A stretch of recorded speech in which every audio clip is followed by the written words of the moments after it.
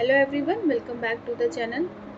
आज हम इंडिया और पाकिस्तान की इकोनॉमिक ग्रोथ पार्टीशन से लेकर आज तक के सफ़र के बारे में बात करने वाले हैं। तो चलिए शुरू करते हैं। 1947 में जब भारत और पाकिस्तान का पार्टीशन हुआ तो दोनों देश ऑलमोस्ट एक ही जगह से अपने सफ़र की शुरुआत कर रहे थे। लेकिन आज हम देखें तो इंडिया और पाकिस्तान की इकोनॉमिक सिचुएशन में काफ़ी फ़र्क नज़र आता है।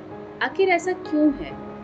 आज हम इस वीडियो में ये समझने की कोशिश करेंगे कि पार्टीशन के बाद से लेकर अब तक दोनों देशों ने कैसे अलग अलग रास्ते चुने और कौन से की डिसीजंस और पॉलिसीज ने भारत को पाकिस्तान से आगे निकाला।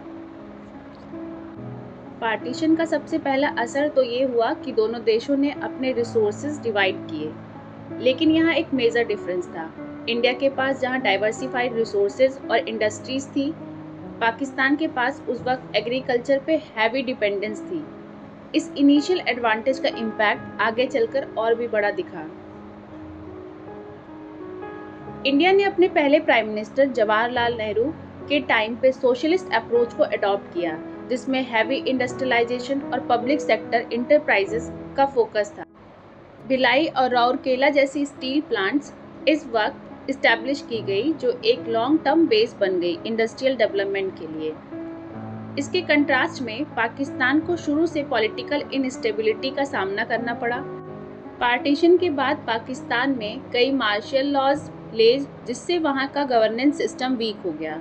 1958 में पाकिस्तान में पहली बार मिलिट्री डिक्टेटरशिप इस्टेब्लिश हुई और पॉलिटिकल अनसर्टेनिटी ने इकोनॉमिक पॉलिसीज को हिंडर किया।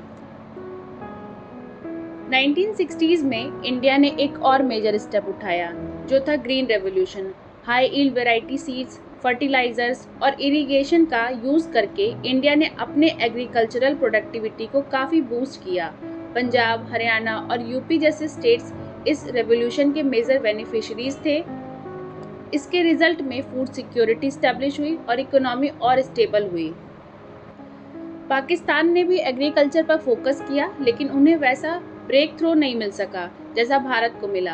वाटर मैनेजमेंट और लैंड रिफॉर्म्स में कमज़ोर पॉलिसीज़ की वजह से प्रोडक्टिविटी में वो बूस्ट नहीं मिला। अगर हम दोनों देशों की ग्रोथ में सबसे बड़ा डिफरेंस देखें तो वो 1990s का इकोनॉमिक लिबरलाइजेशन था। 1991 में भारत ने अपनी इकोनॉमी को लिबरलाइज किया, फॉरेन इन्वेस्टमेंट्स को अलाउ किया और प्राइवेट सेक्टर को फ्लरिश करने का मौका दिया। इससे इंडिया ने अपनी ग्रोथ का इंजन टर्बो चार्ज किया और आईटी और सर्विस सेक्टर में ग्लोबल लीडर बन गया।